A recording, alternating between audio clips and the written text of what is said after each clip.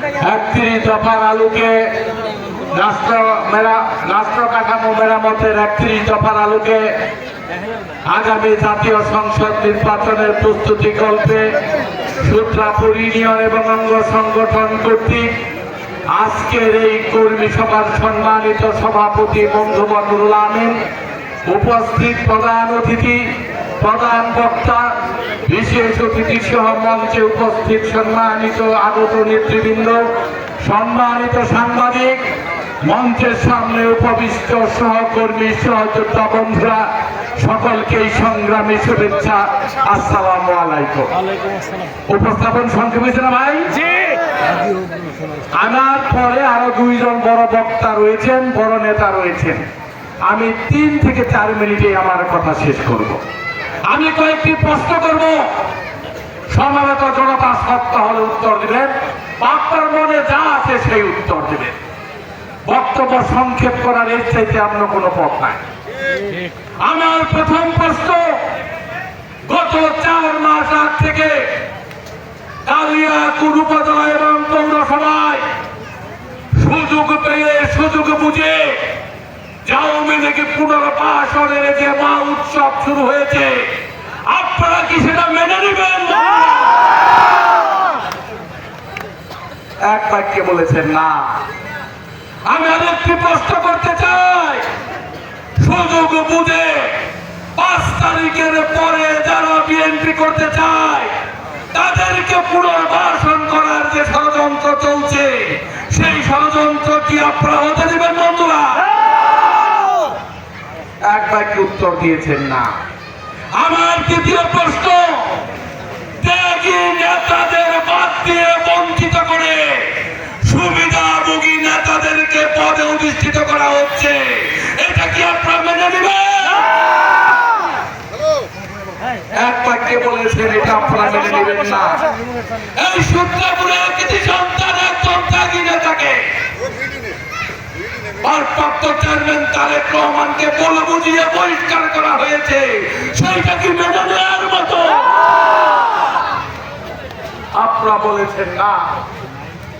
আমি আরেকটি প্রশ্ন করতে চাই, আজকে পদের লোভে যারা পক্ষ ত্যাগ করেছে, ছুটাছুটি করছে অন্ধকার পথ দিয়ে, তারা যদি ভবিষ্যতে আপনাদের সাথে আসতে চায়, তাদের কি আপনারা সাথে নেবেন? এটাই হলো আজকের কর্মী সভার অঙ্গীকার। তাদের কোন অবস্থাতে আর ভবিষ্যতে সাথে নেওয়া যাবে না। আর যদি কেউ সাথে নাই, তাদেরকে আমরা আবার বয়কট করব। আমার একটি প্রশ্ন, আমরা শুনেছি অনেক কিছুর বিনিময়ে, অনেক কিছু দিয়ে নিয়ে এই পদে অধিষ্ঠিত হয়েছে। আমরা দেখেছি তাদের দিনে তাদের ডিএনএ পরীক্ষা টেস্ট করলে অনেককে 5 তারিখের আগে ওই ঢাকায় যেতে দেখি নাই, মিছিলে যেতে দেখি নাই, যারা গোলাপবাগের মাঠে যায় নাই, 28 অক্টোবরে যারা সাউন্ড গ্যানেটের সামনে দাঁড়ায় নাই, তারা বন্ধুরা কখনো বিএনপির কর্মী হতে পারে না, জাতীয় কর্মী হতে পারে না, জিয়ার কর্মী হতে পারে না, তারা তারেক রহমানের কর্মী হতে পারে না। বন্ধুরা আমার কথা কি ঠিক কিনা? আমার শেষ কথা, হেলাল সাহেবকে বাদ দিয়ে যাকে উপজেলার কনভেনর করা হয়েছে, সে কি হেলাল সাহেবের সাথে যোগ্য?